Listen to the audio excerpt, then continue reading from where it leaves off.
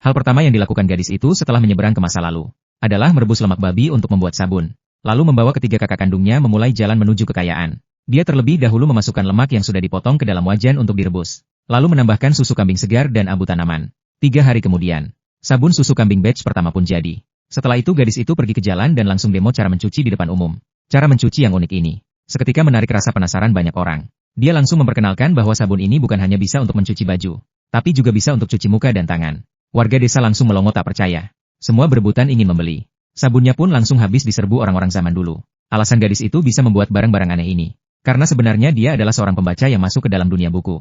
Pada hari itu saat bangun tidur, dia baru sadar kalau dirinya berada dalam cerita yang pernah dia baca. Dan sebentar lagi akan diusir dari rumah. Karena sejak kecil dia tumbuh besar di keluarga konglomerat.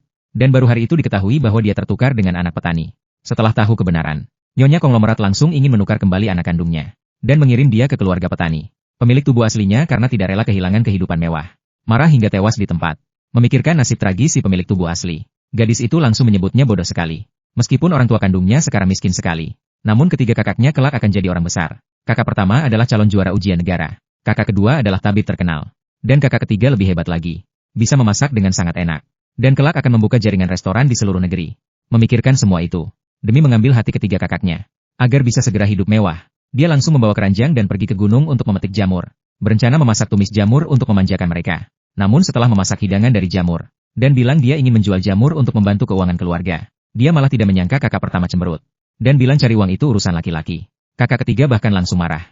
Mengira dia jijik dengan kemiskinan keluarga. Dan membandingkan dia dengan anak angkat yang dulu tidak pernah seperti itu. Gadis itu langsung naik darah. Dan membalas bahwa mencari uang dengan kerja keras tidak salah. Serta meminta mereka jangan membandingkan dia dengan orang lain. Habis bicara dia pun marah dan lari ke kamar. Barulah kakak pertama dan ketiga sadar telah berkata salah. Mereka membawa makanan dan datang meminta maaf. Kakak ketiga minta maaf. Dan bilang mulai sekarang akan mendukung apapun yang dia lakukan. Kakak pertama juga akhirnya setuju. Dan menyuruh kakak ketiga menemaninya ke pasar. Mereka segera pergi ke pasar. Namun jamur sudah dipajang seharian. Tetap tidak ada yang mau beli. Gadis itu lalu mendapat ide. Dan mengajak kakak ketiga masuk ke restoran terbesar di kota. Tapi pemilik restoran meremehkan jamurnya. Bilang tidak seenak jamur shiitake. Gadis itu langsung mencibir. Dan bilang itu karena cara masaknya yang salah. Lalu dia mengajukan tantangan. Kalau jamur buatannya lebih wangi dan enak, pemilik harus beli semuanya. Kalau kalah, jamurnya akan diberikan gratis. Pemilik setuju tanpa ragu. Gadis itu langsung mulai memasak. Kakak ketiga berdiri di samping dan terpukau. Karena belum pernah melihat gadis itu begitu mahir memasak. Saat dia masih terkejut, aroma masakan sudah menyebar harum dari dalam wajan.